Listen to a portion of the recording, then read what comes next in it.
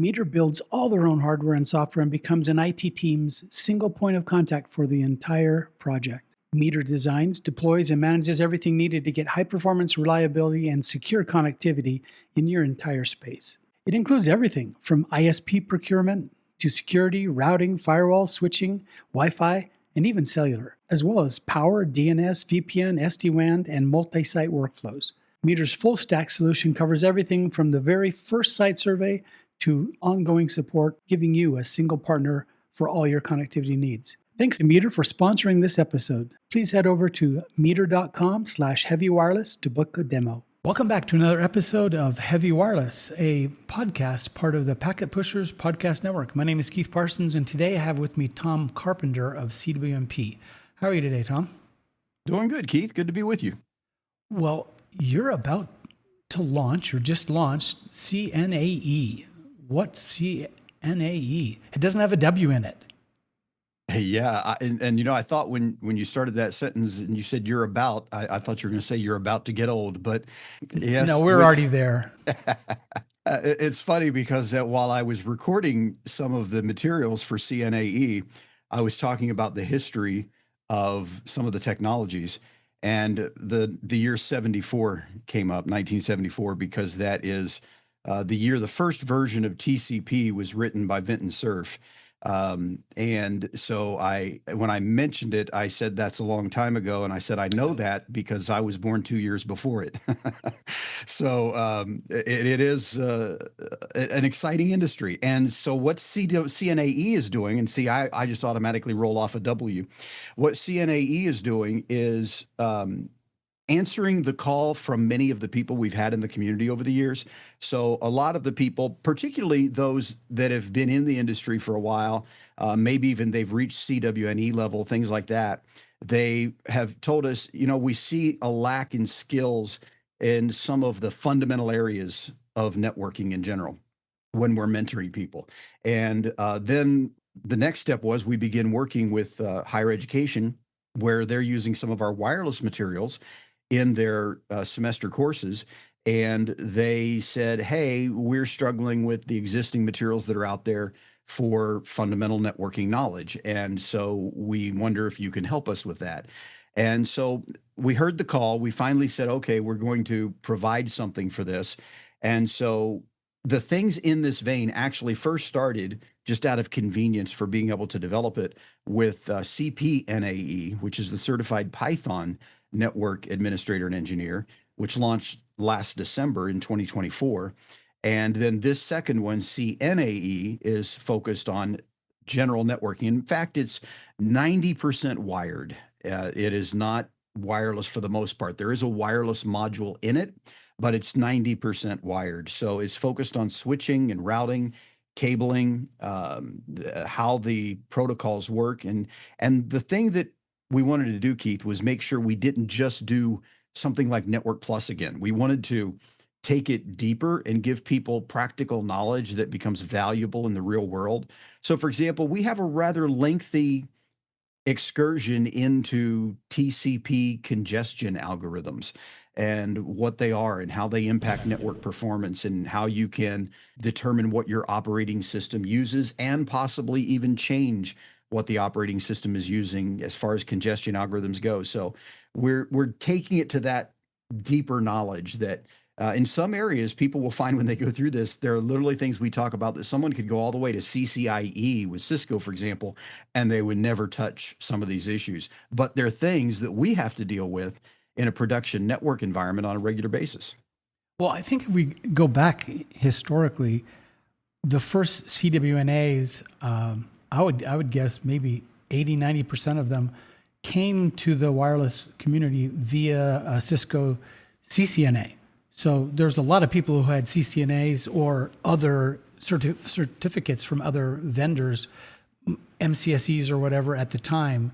And so most of the CWNAs I knew in the beginning, they were Cisco CCNAs to begin with. So people went to Cisco for that introductory stuff. Today, they've made CCNA as a multi-week course with multiple platforms, and it's not the base that it used to be. Everyone doesn't have a CCNA to start. So is that kind of why you started this CNAE? Yeah, that was a big part of it because again, we heard from people using other vendor neutral certifications that are out there on networking that they're no longer really meeting the needs of modern network administrators and engineers because they've become so broad and shallow that they don't provide the knowledge people really need to be practical. And then the other side was that we saw the same thing and heard the same thing related to vendor specific certifications when it came to wired networking, that they'd become so heavily focused on the commands of a vendor. So, how do you configure X with vendor Y? And little explanation anymore about how that works once you change that configuration. What does that actually do on your network or not do if you configure it a certain way? And so, we wanted to make sure that something was there to fill that gap and meet that need. And along the process, we realized that the need is there from a vendor neutral perspective for several primary things in the industry, and that was from the perspective of Python for network administration. You know, Cisco kind of has their dev stuff that they do, and it ends up focusing on just how to do automation in a Cisco world. Whereas there's nothing out there that says, how would I apply this stuff to anything and anybody? So we looked at that, and that's where that came from. And then the networking in the next one eventually will be a security certification in the series. It'll be called CSAE and probably come out either at the end of this year or the first part of next year. So, and that will wrap up the core of these vendor neutral general networking certifications that we're looking at. Well, in your research, because I know you always do a lot of research before you start any of these projects, maybe I'll just put on the go on the way back machine. Do you remember Microsoft had a course called Network Essentials? Yes, it was actually a pretty good course in the late 90s. It really was. And I will tell you, it. Yeah. I had conversations with several, let's say, not so young people in the process of developing this, and it kept coming up exactly the way you did. Remember that networking essentials certification Microsoft had? So for those that aren't as old as us, in the original MCSE track, along that journey, you weren't just taking Windows certifications. There was one point where you had this networking essentials certification that was required as the whole pool of certifications to get the MCSE. And it was actually a really good, it was almost honestly like a vendor neutral networking certification. But it differed from some of the vendor neutral networking certs that were out in that because it did go through some configuration stuff in the Microsoft world, it became practical. You could actually apply it to a real world situation instead of just getting theoretical knowledge. So yeah, that was a great one. And I'll tell you, you spoke about the Wayback Machine. I went to archive.org and I spent a couple days looking through the old networking essentials books that are up there so that I could be reminded of how they covered things. And of course, we're not covering IPX, SPX, and thankfully we're not covering NetBUI and stuff like that. But yeah, it was good to look back and see the model that they used because it was actually a really good model.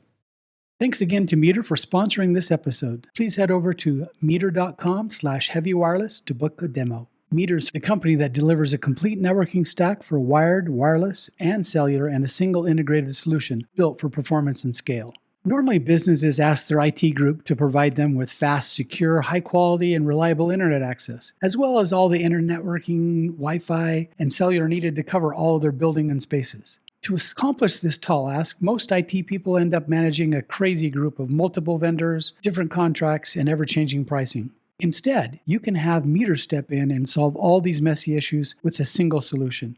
Meter builds all their own hardware, all their own software, and it becomes your IT team's single point of contact for your entire project. This is a fundamental change to how things are normally attempted. Working with their partners, Meter designs, deploys, and manages everything needed to get high performance, reliability, and secure connectivity to your entire space. This is a single integrated solution that scales from branch offices to warehouses to large campuses and even data centers, and includes everything from ISP procurement to security, routing, firewall, switching, Wi-Fi, cellular, power, DNS, VPN, SD-WAN, as well as multi-site workflows.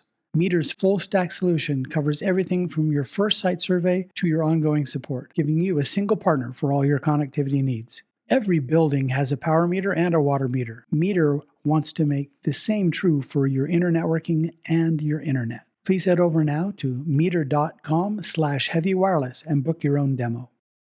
You mentioned Network Plus, another vendor neutral group. CompTIA puts that out. How is your new course different or the same? Just compare it with Network Plus. Well, and interestingly, here's one of the things we decided to do. So there are a lot of people out there that do e-learning for Network Plus. You'll find probably, I don't know, 50 or 60 classes on Udemy that you can take to learn Network Plus. What we decided to do along the way was create a course where the course would prepare someone for Network Plus if they wanted to take that, but it also prepared them for our certification. So the way it works is as you go through the e-learning course, there are modules that start with fundamentals in parentheses, and then there are modules that start with advanced in parentheses. The ones that say fundamentals, if all you wanted to do was use the course to get ready for Network Plus, you could just watch those and you would be ready for Network Plus. If you wanted to be ready for our certification, then you'll need to know what's in the advanced modules as well. And so that's the way we went about it. And then as far as the objectives, we're able to keep them rather short because we basically say you would need to know everything you'd need to know for Network Plus to prepare for this certification, plus the things that are in these objectives. And so that's what we did. We took it to another level. And it wasn't just about making it practical in the end. It also really made it more of a professional level certification in the end, because the knowledge that you get, no one would end up saying after they go through these 21 or 2 hours of this e-learning course, no one would say, wow, what I learned in there was the basics of networking, because there are several areas where in order to prepare you for the certification objective that says you need to be able to design a local area network, you have to go deeper into these things than just flipping switches and turning knobs. Oh, give us an example of one of those things you need to learn. Yeah, well, one good example I've already mentioned, having to understand the congestion algorithms and how they impact your network performance. But another example comes down to IPv6 that comes to mind. So, with IPv6, when most people learn about it, they learn the IP addressing.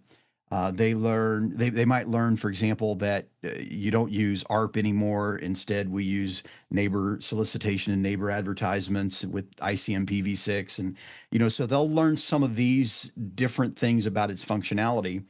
But one of the things, if you're going to design an IPv6 network, is there's a very big, important question that the vast majority of courses on IPv6 never answer. And that is, where do you get your global address from if you want to be routable on the internet? They tell you that thing exists, but they don't tell you where you get it from. And the answer is actually very obvious, but they just don't tell you in most courses. So we actually spend probably 15 minutes or so discussing just that one thing. And we talk about the ISPs and how that they can give you a /48, a /56, so possibly a /40 if you're a huge organization, in order to get your prefix that then tells you what bits you have for all of your subnets. And it's just a missing piece that's in most materials that a person would have to step back and find out what is the answer to that question if they ever had to actually design a network and plan for it.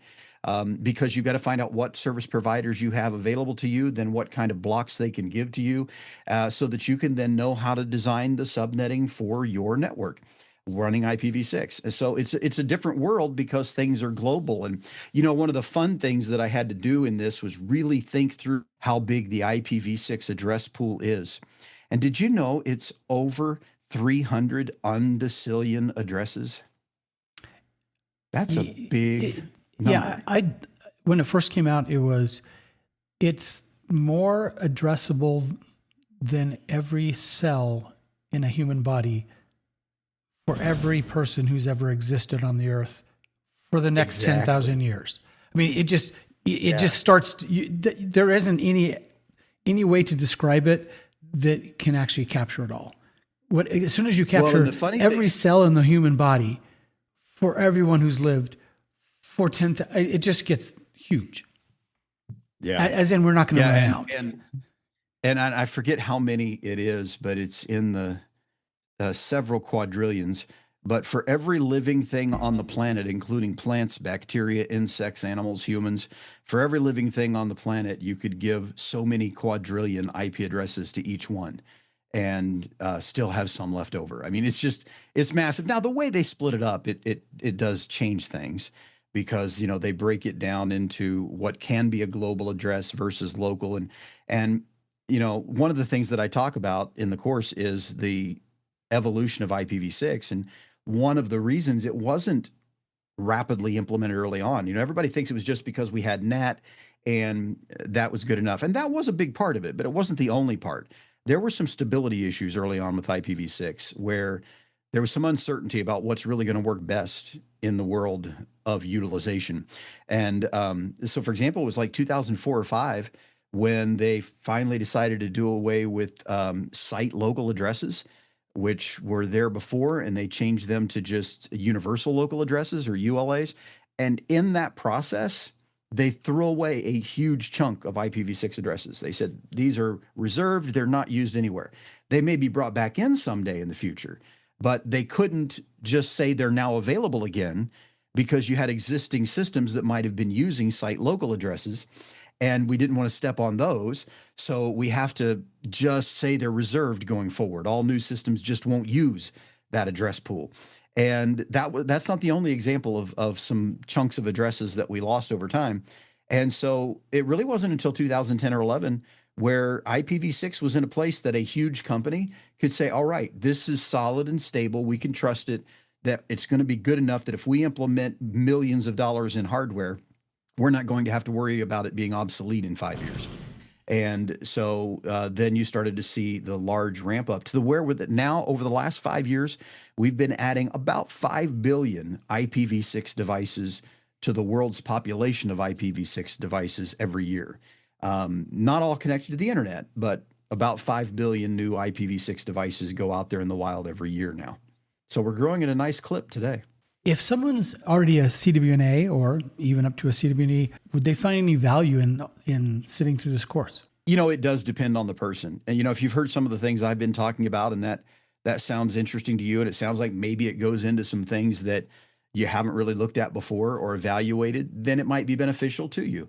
But if you're someone who maybe you're a dual expert, you've got a CCIE and a CWNE, there's probably not going to be a lot in this course that you're going to run into. You will run into some historical nuggets that you might not have known about because, as everybody knows, Tom Carpenter likes to study the history of everything that he teaches, and then some of that ends up coming out whenever he talks about it.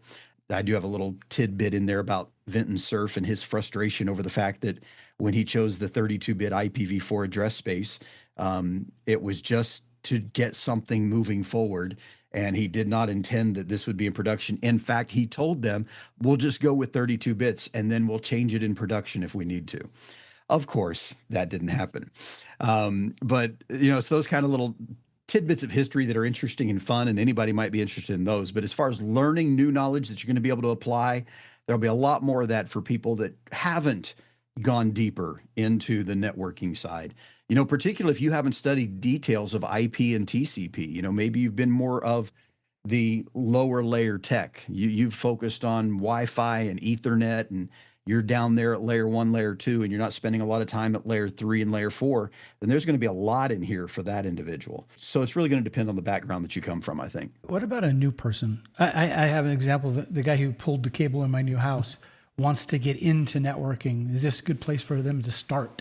Yeah, I think it is. One of the things that we have is in the very beginning of the course, there's what I called a video glossary. So we start right off with just taking a bunch of terms that you're going to hear all throughout networking, and we define them in more detail than just a dictionary definition. So we explain what the terminology means and where it applies, and sometimes how it applies differently in different contexts in the networking world. The term bandwidth, it's always been one that really annoys me in the networking space because we use it to mean very different things when we talk about bandwidth in wired networking and bandwidth in wireless. We actually mean bandwidth when we're talking about wireless, but when we're talking about wired, we don't. We simply mean speed. It's that kind of thing that we start off with right at the beginning by communicating these terms so that as they go through the course, they have a good foundation, but also to help them understand other things that they read and use in the industry. So, yeah, I think it's a great place for someone to start, even when we're talking about things like binary addressing. We don't just leave it up to guesswork, assuming that you went through maybe the normal routine. Because if you go through a college degree, it's not unusual to have some kind of a computer science 101 class first, where you end up learning about binary before you ever get into networking. So you kind of already understand it. So we make sure that you understand what those ones and zeros mean, what hexadecimal math looks like, and all of that kind of fun stuff. Let's talk about the exam. It's a certification, so you have to take an exam. Not everyone's been working with you and your team in the development of exams. Can you give us a little overview? What does it take to come up with an exam, and then end with what can you expect in this specific exam? Yeah, and one of the things that CWNP has always done as a company, even before my time here, we've always said that the exam is written to the objectives. It's not written to the book. It's not written to the e-learning. Yeah, we didn't have e-learning in the beginning, but it's not written to the class. It's written to the objectives. And so the objectives are your guide for what's going to be tested on the exam. And that's the first thing then that needs to be developed, is the objectives themselves. What are we actually helping to someone prove that they know? Because that's what the exam does. The learning, the e-learning, or a book or a live class or anything like that that you go to for any of our certifications, that's about gaining the knowledge, proving that you have it and can apply it in a scenario-based situation and things like that. That's where the exam comes in. And so the exam is written based on traditional um, item analysis processes that were actually first developed in the field of psychology. That's why they call it psychometrics. So it was done for people that wanted to test personalities and psychological difficulties that people might have and things like that. So they came up with, over the years, thousands of different tests. And that's where item writing theory developed from. And we now use it not just in IT certifications, but in all kinds of certifications in engineering and health and safety and all kinds of things. So we make sure that the exam items are well written based on item theory. And then they go into the exam. And this one happens to be a 40 questions. But I want to warn people, there are quite a few scenario-based questions in there that are, 4 to 6 sentences long. So they're not all just direct sentence. In fact, there are very few that are just one sentence. So they're a little more complicated than what you might expect to see on an entry-level certification exam, where you've got a short 10-word sentence and then you just pick the one right answer. In this case, sometimes the questions are more complicated and the answers themselves can be longer as well. So just make sure you're prepared to deal with those. And of course, you can do that by using the practice test, which is modeled similarly as far as the way the exam items look. Use that practice test in the course, and that'll help to prepare you. But it is 40 questions, and you have 90 minutes to take the exam. And that's because of the longer question stems. STEM is just a fancy word for question. So it's the longer questions.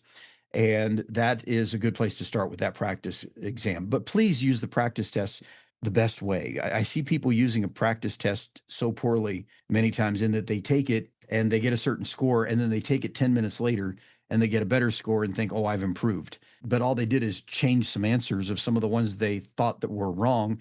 And this time they had a 33% chance of getting it right, where the first time they had a 25% chance of getting it right. So it doesn't actually prove that you've increased your ability by retaking that practice test very quickly. You mean you don't take it 5 times in a row until you get a good score, then you go take the real test? Exactly. And I can actually see logs for our practice tests, and I can see when people start a practice test. And it's amazing that when I run a report that says, show me people that took a practice test within 5 minutes of taking it last time, just how often it's done. Now, I have to hand it to them. Maybe some of them are looking at the explanations in more detail where they didn't the first time through. I have to hope that that's what a lot of that is, but I think a lot of it is just people not understanding how to best use a practice test. Well, if someone wanted to get involved in this, either taking the course, taking an e-learning, or is there a book? How would someone get involved in the CNAE? Yeah, so it's an all-in-one bundle. We're doing all of these in these general networking certifications this way. So you get the exam, you get the e-learning, you get the practice test. You get it all as one, and it's just one fee. Normally $3.99. It goes on sale every now and then. So basically, you get it all for about the price of a certification exam with most others. So I think, just as an example, not trying to call them out as a competitor, but Network Plus, I think, is like $349 or something like that, if I remember right, just for the exam. Most of your Cisco exams are in that $300 to $400 price point for the CCNA kind of thing and so forth, Microsoft tests. So what we tried to do is price it to where you're going to get everything, the e-learning practice test and the exam, for about the price that everybody else is selling just an exam for. And so that's what you get. And yeah, and the nice thing is it's all right there in one bundle, and you have everything you need to go through the whole learning process and get the certification. Great. Well, thank you for spending your time talking about the new CWNP certification. You've been listening to another episode of Heavy Wireless, part of the Packet Pushers Podcast Network, and we're glad you joined us today. If you have any other ideas of topics or questions you might want to have answered, just go and give feedback on the website. Thanks for your time today.